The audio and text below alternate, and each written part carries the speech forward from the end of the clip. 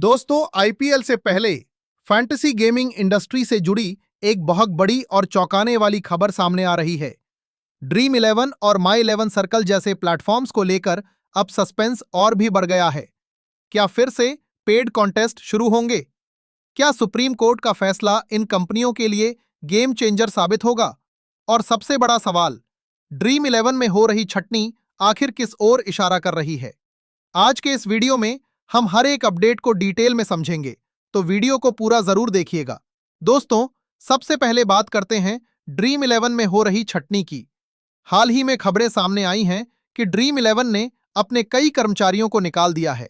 वहीं कुछ कर्मचारियों को रिजाइन करने के लिए मजबूर भी किया गया है। ये साफ संकेत देता है कि कंपनी फिलहाल मुश्किल दौर से गुजर रही है। अब सवाल ये उठता है कि ऐसा क्यों हो रहा है? दरअसल ड्रीम 11 और बाकी फैंटेसी ऐप्स की सबसे बड़ी समस्या इस समय पेमेंट गेटवेज को लेकर है। अभी तक सरकार की तरफ से कोई साफ कानून लागू नहीं हुआ है, लेकिन कई पेमेंट कंपनियों ने इन प्लेटफॉर्म्स को सर्विस देना बंद कर दिया है। इसका सीधा असर पड़ा है पेड कॉन्टेस्ट्स पर, जो कि इन कंपनियों की सबसे बड़ी कमाई का जरिया थे। अब बात करते हैं 11 मार्च की सुप्रीम कोर्ट सुनवाई की। काफी उम्मीदें थीं कि इस दिन कोई बड़ा फैसला आएगा जिससे फैंटेसी ऐप्स को राहत मिलेगी, लेकिन ऐसा कुछ नहीं हुआ और अगली सुनवाई की तारीख 17 अप्रैल तय कर दी गई है। ये तारीख आईपीएल के बीच में आएगी, जिससे कंपनियों को काफी नुकसान हो सकता है, क्योंकि आईपीएल इनके लिए सबसे बड़ा सीजन होता है।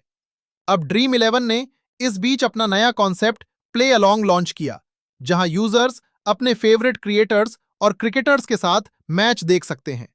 लेकिन सच कहें तो ये कॉन्सेप्ट उतना सफल नहीं हो पाया। क्यों? क्योंकि ज्यादातर लोग मैच देखने के लिए टीवी या लाइव स्ट्रीमिंग प्लेटफॉर्म्स को ही पसंद करते हैं। ऐसे में सिर्फ क्रिएटर्स की कमेंट्री सुनने के लिए ऐप पर जाना यूजर्स को ज्यादा आकर्षित नहीं कर पा रहा है। यही वजह है कि ड्रीम 11 को इस मॉडल से ज्यादा फायदा नहीं मिल रहा और कंपनी को लॉस झेलना पड़ रहा है। अब बड़ा सवाल, क्या पेड कॉन्टेस्ट्स वापस आएंगे? देखिए, अगर सुप्रीम कोर्ट या सरकार की तरफ से कोई स्पष्ट गाइडलाइन आती है और पेमेंट गेटवेज दोबारा चालू होते हैं, तभी फैंटेसी ऐप्स की वापसी संभव है। लेकिन अभी के हालात देखकर ऐसा लगता है कि इसमें समय लग सकता है। अप्रैल के बाद भी जून, जुलाई या उससे आगे तक इंतजार करना पड़ सकता है।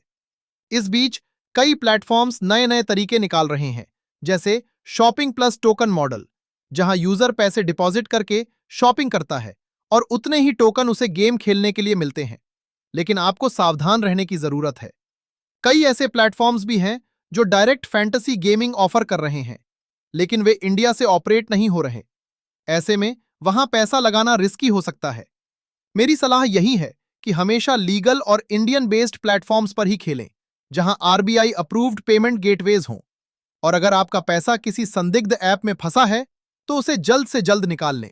तो दोस्तों, फिलहाल फैंटेसी गेमिंग इंडस्ट्री एक अनिश्चित दौर से गुजर रही है।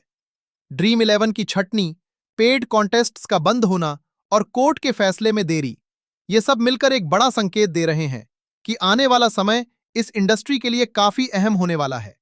अब देखना यह होगा कि 17 अप्रैल की सुनवाई में क्या फैसला आता है और क्या आईपीएल के दौरान या उसके बाद पेड कॉन्टेस्ट्स की वापसी हो पाती है या नहीं।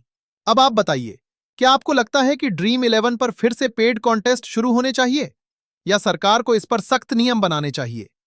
अपनी राय नीचे कमेंट में जरूर बताइए। अगर वीडियो पसंद आया हो तो लाइक करें, चैनल को सब्सक्राइब करें और ऐसे ही अपडेट्स के लिए जुड़े रहें। धन्यवाद।